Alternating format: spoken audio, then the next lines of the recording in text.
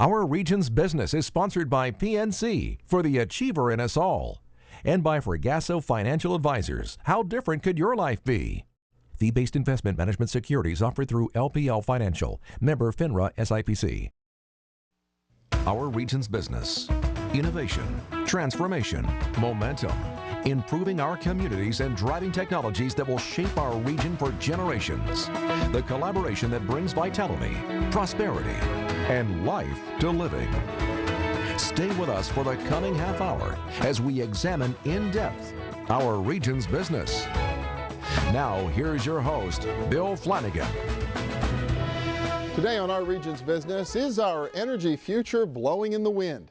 Windmills have begun sprouting across our region, but the real story may be the economic activity that it's generating, not so much by operating windmills as by making the parts for them. Turns out that our region is a top 25 employer when it comes to wind industry jobs, one of 7 energy-related industries in which we have significant strengths. So in this installment of our occasional series on energy-related industries, we're focusing on the jobs that are being created, the companies in the supply chain, and the wind opportunity itself. We begin with Jim Spencer, President and CEO of Everpower Wind Holdings, based right here in Pittsburgh. Welcome, good to see you. Good to be here, Bill. Yeah, well, for folks who don't know Everpower, what is it exactly that you guys do? I like to explain ourselves in an analogy to a real estate developer. We are a developer, owner, and operator of wind farms. What that means is that we identify sites that we think are suitable. We study the wind regime on that site. We permit the sites. We then construct our wind farms and then own and operate them for their lifetime, generally 20 years. Wow, how long has the company been around? We were founded in 2003. So relatively new. We've watched the wind farms sprout all around us ever then. Yes. Why? How did it come about in the first place? Well, a number of the founders of the company were involved in the traditional fossil fuel generation industry. And when we exited that business, we thought that we'd like to do something a little different, staying with what we knew. And so we decided to look at both solar and wind generation as a new business venture. And what led you to wind? We think that it's the most efficient and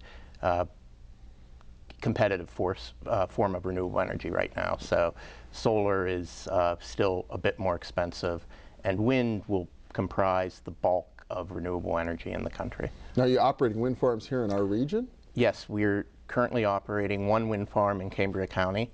That's a 62.5 megawatt facility that supplies about 20,000 homes. Enough electricity for about 20,000 homes. Wow. We have an expansion of that, slightly larger than the current facility, and we have a third project slated for construction in 2012. That is about double the size of our current facility, a very large facility. Is Pennsylvania a good place to be doing wind? We think it is. Yeah. We've focused on the state for some time. Basically, the wind resource is not the best in the country, but it's adequate. It ranks somewhere between 12th and 15th in terms of resource in the state. But the regulatory environment has been favorable. It's relatively painless to get the permits and other approvals that you need here. Also, Pennsylvania is part of the PJM grid, which means that there is a vast network into which we can sell our product, our wind power. Okay, I've heard that's one of the issues with the industry is just hooking it all up, getting it hooked into the grid across the country. That's right? correct. The PJM grid, which is our local grid, connects 13 states. So it's a large market. It's the largest in the country, and it's a very liquid market. So we like that. When you talk about competitive in terms of pricing, it's where it needs to be?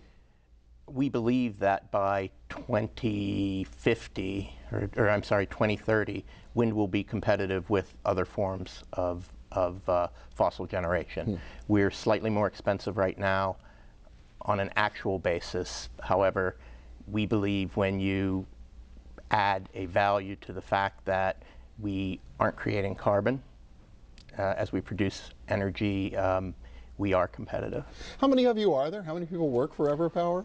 There are 44 of us right now. Okay. More than half of those are in Pittsburgh. This is our largest office, and this is where most of our employment additions will occur.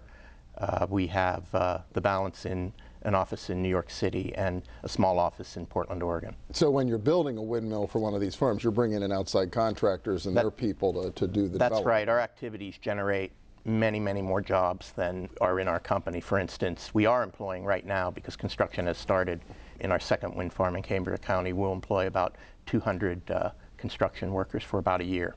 Wow. How much of an upside do you think there is when you look at the sort of the potential to develop wind in our region, especially in Pennsylvania and greater Pittsburgh?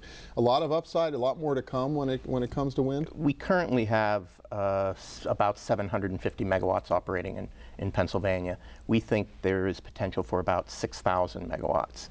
Okay. So we can increase by about tenfold.